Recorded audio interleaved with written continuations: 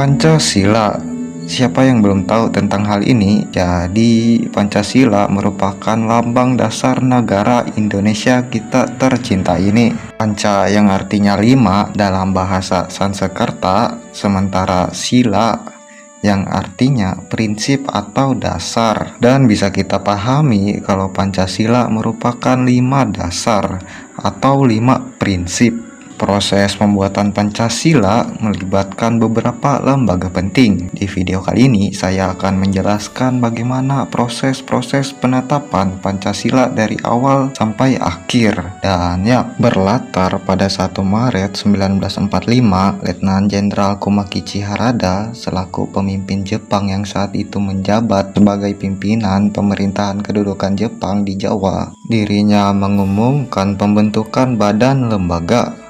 Pembentukan lembaga ini merupakan bagian dari janji Jepang untuk dapat memberikan kemerdekaan kepada Indonesia.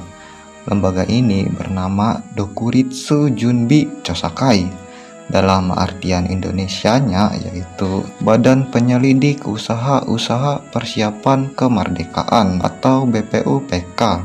Yang mana fungsinya di sini untuk mempersiapkan kemerdekaan Indonesia. BPUPK sendiri dipimpin oleh Dr. Rajiman Widyodiningrat. Lembaga ini terdiri dari 62 anggota. Pada sidang pertama 29 Mei sampai 1 Juni 1945, BPUPK mengadakan di Gedung Chusang-in. Kalau sekarang sebutannya Gedung Pancasila. Dalam sidang ini ada beberapa anggota BPUPK termasuk Insinyur Soekarno, Muhammad Hatta, dan Mr. Muhammad Yamin. Sini mereka mengemukakan suatu gagasan mengenai dasar negara Indonesia.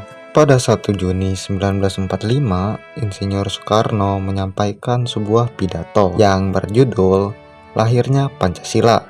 Dalam pidato tersebut, Soekarno mengemukakan 5 dasar prinsip negara Indonesia sebagai berikut, yaitu kebangsaan Indonesia, internasionalisme atau perikemanusiaan, mufakat atau demokrasi, kesejahteraan sosial, serta ketuhanan yang Maha Esa.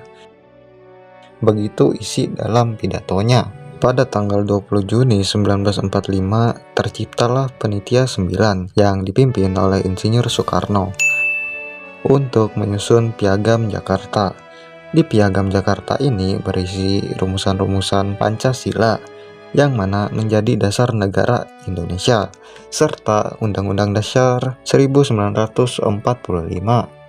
Lanjut pada sidang kedua berlangsung pada tanggal 10 Juli sampai 1945 untuk membahas rancangan Undang-Undang Dasar, bentuk negara, wilayah, serta kewarganegaraan Indonesia. Lalu hasil utamanya adalah rumusan dasar negara yang tertuang dalam rancangan pembukaan Undang-Undang Dasar berdasarkan Piagam Jakarta dan rancangan batang tubuh Undang-Undang Dasar dan kesepakatan bentuk negara Indonesia adalah kesatuan berbentuk republik. Pada 7 Agustus 1945, Jepang membentuk sebuah lembaga lagi, yaitu PPKI atau Panitia Persiapan Kemerdekaan Indonesia untuk kepanjangannya ya. Di sini mereka membahas mengenai kemerdekaan Indonesia. Lembaga ini terdiri dari 21 anggota yang dipimpin oleh Insinyur Soekarno. Lalu di tanggal 18 Agustus 1945, lembaga PPKI ini mengadakan sebuah sidang untuk membahas dasar negara dan pada akhirnya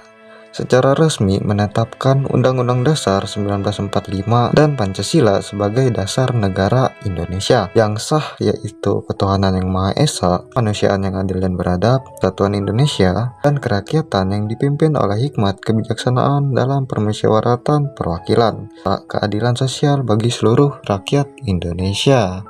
Dan begitulah Pancasila akhirnya lahir sebagai sebuah ideologi negara Republik Indonesia melalui proses yang begitu panjang dan melibatkan beberapa tokoh-tokoh penting serta lembaga juga. Ya, begitulah. Terima kasih sudah menonton dari awal sampai akhir ya.